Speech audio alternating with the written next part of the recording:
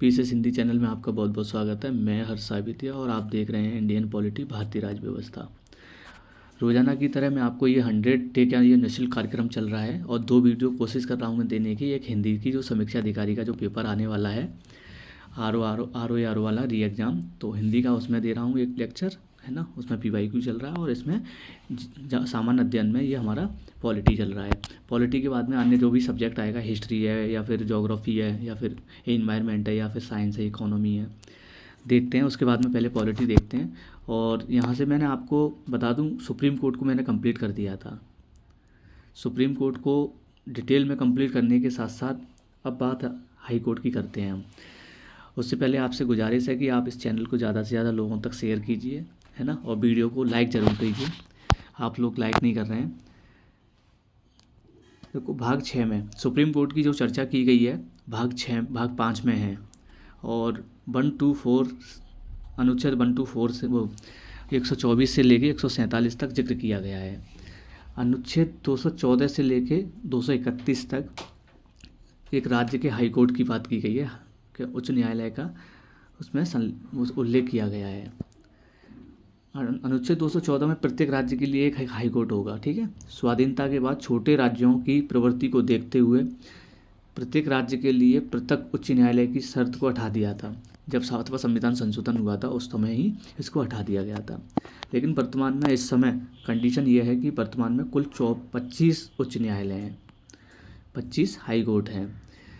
दिल्ली और जम्मू कश्मीर के पास अपना खुद का एक हाई कोर्ट है, ठीक है, क्योंकि ये दोनों केंद्र शासित प्रदेश हैं, यूनियन टेरिटरी बोलते हैं जिसको।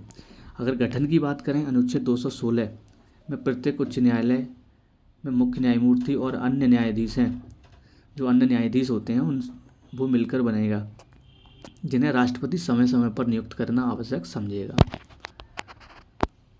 अनुच्छेद 217 न्यायाधीशों की नियुक्ति कैसे होती है वो भी देख लें। उनका जो संरचना है, प्रश्न बन जाता है, कॉन्सेप्ट के बेस पर देखेंगे, कॉन्सेप्ट समझें इसमें। जैसे कोई पूछे, आयोग पूछता है कि न्यायाधीशों की नियुक्ति कैसे होती है, चीफ जस्टिस की नियुक्ति कैसे होती है हाई कोर्ट में, तो जो उसकी प्रक्रिया है वो उसको बताने की कोशिश कर रहे हैं हम। समझो ये, जैसे मुख्य न्यायाधीश है, उसकी नियुक्ति कैसे होगी। राष्ट्रपति द्वारा भारत के मुख्य न्यायाधीश और संबंधित राज्य के राज्यपाल के परामर्श के माध्यम से हाई कोर्ट में चीफ जस्टिस की नियुक्ति होती है। अन्य न्यायाधीशों की नियुक्ति कैसे होगी, जैसे हमारा यूपी में इलाहाबाद हाई कोर्ट है। इलाहाबाद हाई कोर्ट में चीफ जस्टिस है ना, मुख्य न्यायाधीश, उनकी नियुक्ति कैसे हो गई, राष्ट्रपति द्वारा। और सुप्रीम कोर्ट के मुख्य न्यायाधीश राष्ट्रपति नंबर 1, नंबर 2 भारत के चीफ जस्टिस, मतलब सुप्रीम कोर्ट के चीफ जस्टिस। देन उसके बाद में राज्यपाल से परामर्श लिया जाएगा जिस राज्य के हाई कोर्ट की बात होगी, ठीक है। ये 3 लोग शामिल होंगे। अन्य न्यायाधीशों की नियुक्ति के लिए क्या होगा, 1 पर्सन बढ़ जाएगा इसमें, जो हाई कोर्ट का चीफ जस्टिस होगा वो उसमें प्लस हो जाएगा। राष्ट्रपति शामिल होगा, राज्य के राज्यपाल से परामर्श लिया जाएगा, भारत का मुख्य न्यायाधीश भी होगा इसमें, और संबंधित हाई कोर्ट का चीफ जस्टिस भी इसमें शामिल होगा। तो 4 लोग ये हो गए। फिर उसके बाद में देखेंगे, ये एक पॉइंट है, इसको याद रखेंगे आप। तीसरे न्यायाधीश के मामले में 1998 में सुप्रीम कोर्ट ने कहा कि हाई कोर्ट के न्यायाधीश की नियुक्ति में सुप्रीम कोर्ट के चीफ जस्टिस 2 वरिष्ठतम न्यायाधीश से परामर्श करेगा। चीफ जस्टिस किससे परामर्श करेगा, 2 वरिष्ठतम न्यायाधीश से परामर्श करेगा चीफ जस्टिस। तब देन उसके बाद में न्यायाधीश की नियुक्ति होगी। न्यायाधीश की अर्हताएँ, योग्यताएँ, जो मानक हैं, है ना, कौन कौन से मानक होने चाहिए, आर्टिकल याद रखना।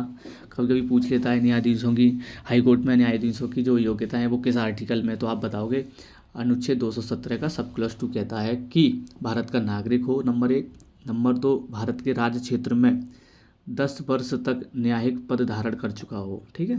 नंबर 3 पॉइंट है, कम से कम 10 वर्ष तक उसने किसी हाई कोर्ट में वकालत की हो, अधिवक्ता रहा हो, ठीक है।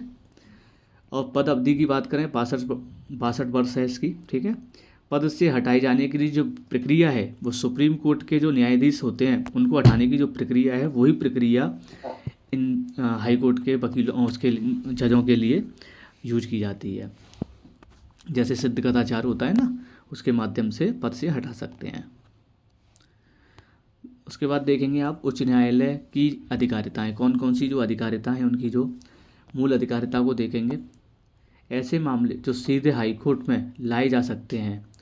नागरिकों के मूल अधिकारों के प्रवर्तन से जुड़े प्रश्न संविधान की व्याख्या से संबंधित अधीनस्थ न्यायालयों से स्थानांतरित मामलों से रिलेटेड इसमें लाए जा सकते हैं। संविधान की व्याख्या से संबंधित जो अधीनस्थ न्यायालय हैं जो डिस्ट्रिक्ट लेवल पे हैं उनके मामले ट्रांसफ़र हो जाते हैं। ठीक है। संसद सदस्य तथा राज्य विधानमंडल के सदस्यों के निर्वाचन से जुड़े मामले हाईकोर्ट में सुने जाएंगे। देन उसके बाद में देखेंगे यदि राजस्व से जुड़े किसी मामले में हाईकोर्ट को आरंभिक अधिकारिता दी गई है। रिट अधिकारिता की बात करेंगे। जैसे सुप्रीम कोर्ट में अनुच्छेद 32 के माध्यम से 5 प्रकार की रिटों के माध्यम से उसमें दायर कर सकते हैं ना, और ऐसे ही अनुच्छेद 226 के माध्यम से हम हाई कोर्ट में अपील दायर कर सकते हैं, रिट दायर कर सकते हैं। तो 5 प्रकार की रिट आपको मैं पहले पढ़ा चुका हूँ डिटेल्स में, आप वहाँ देख लेना जो मेरे पहले वीडियो डली हुई हैं। उसके बाद में अपीलीय अधिकार देखेंगे।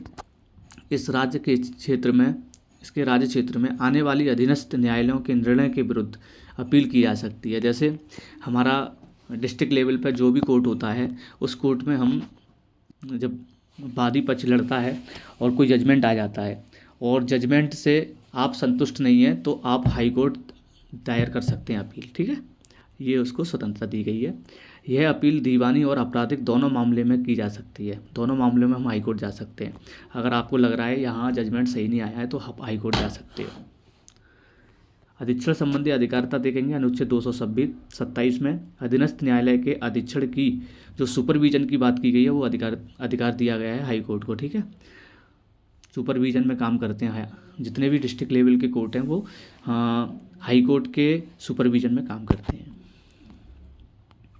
अभिलेख न्यायालय की जो शक्ति है, पावर है, वो देखेंगे। सर्वोच्च न्यायालय की तरह अभिलेख न्यायालय की शक्ति दी गई है। अधीनस्थ न्यायालय पर नियंत्रण की शक्ति, कंट्रोल की तो अनुच्छेद 235 में ये चर्चा की गई है कि इस शक्ति में अधीनस्थ न्यायालय में नियुक्ति, प्रोन्नति मतलब प्रमोशन, अपॉइंटमेंट, ट्रांसफ़र, निलंबन, सस्पेंशन, आदेश देना मतलब ऑर्डर जारी करना शक्ति शामिल है इसमें। ठीक है, और जनहित याचिका की बात करेंगे। PIL जिसको हम बोलते हैं, सर्वोच्च न्यायालय के पहल पर जनहित याचिका चालू हुई। इसके तहत नागरिक समाज का कोई भी व्यक्ति मतलब कोई भी सिविलियन या समूह जनहित के मामलों में न्यायिक उपचार प्राप्त करने के लिए न्यायालय की शरण ले सकता है। कोई भी व्यक्ति जा सकता है। लोकहितवाद भी बोलते हैं इसको, जनहित याचिका भी बोलते हैं इसको। इसकी शुरुआत USA में हुई थी। ठीक है, भारत में सबसे पहले भागलपुर बिहार के जेल में बंद विचाराधीन कैदियों के मामले में हुई थी सबसे पहले ये याचिका, और इस मामले के एडवोकेट श्रीमती हिंगोरानी अनुच्छेद 32 के माध्यम से ये मामला उठाया था। ठीक है, जनहित याचिका वाला। ठीक है, इस पॉइंट को आप याद रखेंगे और ये नाम याद रखेंगे, श्रीमती हिंगोरानी। ठीक है, ये उठाया था इन्होंने, जो भागलपुर की बिहार की जेल है उसमें जो कैदी बंद थे उनके लिए ये आर्टिकल 32 के माध्यम से गई थी, तो ये केस तब बना था। सर्वोच्च न्यायालय में लोकहितवाद की पहली याचिका न्यायमूर्ति उस समय जज थे PN भगवती, उनके उस समय जब ये जज थे तो उस समय ये दायर की थी अपील, तो उन्होंने ये स्वीकार की थी। वहीं से ये स्टार्ट हो गई थी, जब से ही ये चला आ रहा है जनहित याचिका या फिर लोकहितवाद।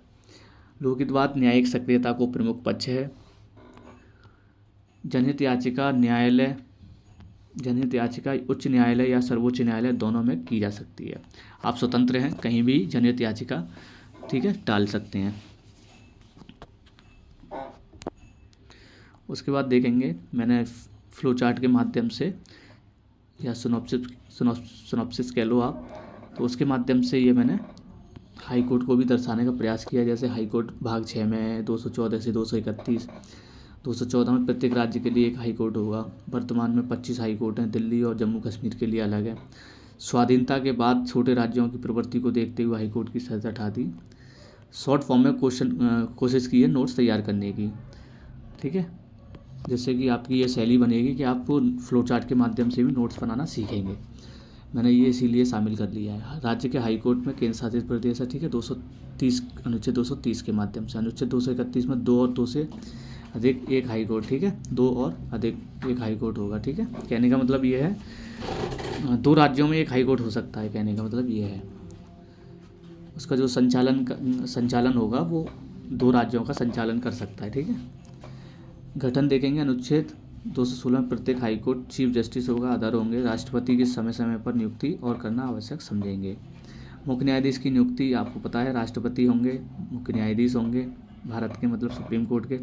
राज्य के राज्यपाल से परामर्श लिया जाएगा। अन्य न्यायाधीशों की नियुक्ति आपको मैंने अभी बताया था इससे पहले, ये सब वही है। और तीसरे अन्य न्यायाधीश के बारे में मैंने बताया था। सुप्रीम कोर्ट ने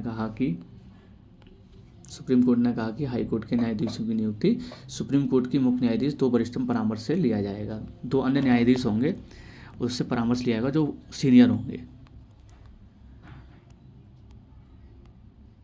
योग्यताएं आपको मैंने बताई थी। भारत का नागरिक होगा, 10 वर्ष तक वो कहीं न्यायिक पद पर रहा हो और 10 वर्ष तक वो हाई कोर्ट का अधिवक्ता रहा हो। पदावधि आपको पता है 62 वर्ष है।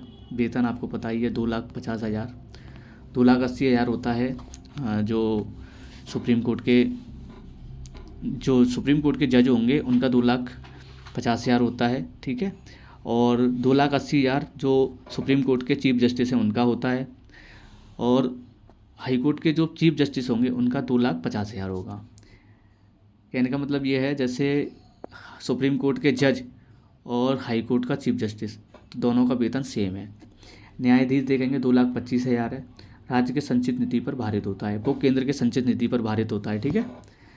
ये पेंशन केंद्र के संचित निधि से दिया जाता है। ये इम्पोर्टेंट क्वेश्चन है, आयोग ने काफ़ी बार पूछा गया है, चाहे यूपीएससी हो, चाहे वो यूपीपीसीएस हो, चाहे स्टेट पीसीएस के अदर एग्ज़ाम हो, तो ये एग्ज़ाम को पूछ लिया गया है। तो आप इसको याद रखेंगे कि मुख्य न्यायाधीश का वेतन किस पे भारित है, राज्य की संचित निधि पर। लेकिन उनको पेंशन कहाँ से मिलती है, तो आप बताओगे केंद्र की संचित निधि से। हाई कोर्ट की अधिकारिता, मूल अधिकारिता मैंने आपको बताया ही था, तो काफ़ी पॉइंट थे मूल अधिकारिता में, ठीक है। जैसे ऐसे मामले जो सीधे हाई कोर्ट में ले जाए जा सकते। नागरिकों के मूल अधिकारों को परिवर्तन से जुड़े प्रश्न, संविधान की व्याख्या से संबंधित, अधीनस्थ न्यायालयों से स्थानांतरित जो मामले होते हैं, संसद सदस्य तथा राज्य विधानमंडल के सदस्यों के निर्वाचन से, इलेक्शन से रिलेटेड जो भी मामले होंगे, यदि राजस्व से जुड़े किसी मामले पर हाईकोर्ट आरंभिक अधिकारिता दी गई हो। और रिट अधिकारिता आपको पता है अनुच्छेद 226 के तहत हाईकोर्ट में रिट दायर कर सकते हैं। 5 प्रकार की होती है: बंदी, प्रत्यक्षीकरण, परमादेश, प्रतिषेध, उत्प्रेषण और अधिकार प्रेक्षा। अपीलीय अधिकारिता में आपको बताया था मैंने आपको, जैसे इसके राज्य क्षेत्र में आने वाले अधीनस्थों को न्यायालय के निर्णय के विरुद्ध अपील की जा सकती है। यह अपील दीवानी और आपराधिक दोनों मामलों में होती है।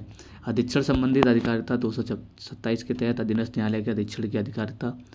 अभिलेख के बारे में मैंने आपको अनुच्छेद 215 में जिक्र किया, तो ये तो वही मामला है। और अधीनस्थ न्यायालय इसमें देख लेते हैं, मैंने वहाँ आपको अधीनस्थ न्यायालय नहीं पढ़ाया था, इसमें पढ़ा दे रहा हूँ आपको, तो इसको कंप्लीट करेंगे। अधीनस्थ न्यायालय भाग 6 में ही जिक्र किया गया है। अनुच्छेद 233 से 37 तक इसमें जिक्र किया गया है। तो 33, 34, 35, 36, 37 मतलब 5 आर्टिकल अधीनस्थ न्यायालय से रिलेटेड है। अनुच्छेद 233 न्यायाधीश की नियुक्ति हाईकोर्ट के न्यायाधीशों की सिफारिश पर होती है, ठीक है। अनुच्छेद 235 हाईकोर्ट अधीनस्थ न्यायालय पर राज्यपाल पर नियंत्रण रखता है, ठीक है। हाईकोर्ट का अधीनस्थ न्यायालय पर राज्यपाल क्या करता है, नियंत्रण रखता है। योग्यता, जिला न्यायाधीश के पद पर नियुक्त कम से कम 7 वर्ष जिला न्यायालय में अधिवक्ता या फिर कनिष्ठ न्यायालय में जज रहा हो। जिला या सत्र न्यायालय की बात करेंगे, जैसे यह सभी मामलों की सुनवाई में सक्षम है, ठीक है। देन उसके बाद में जिले का सबसे बड़ा न्यायिक अधिकारी होता है। इसके तहत दीवानी क्षेत्र की अदालतें होती हैं। मुंसिफ, उप न्यायाधीश, दीवानी न्यायाधीश आदि नाम इनको दिया जाता है। फिर लोक अदालत की बात करेंगे। ये प्रश्न मैंने एक भी नहीं छोड़ा है, कॉन्सेप्ट एक भी नहीं छोड़ा है। जो प्रश्न बन सकते हैं संविधान से रिलेटेड वो सारे प्रश्न मैंने इसमें डाले हैं, सारे टॉपिक डाले हैं।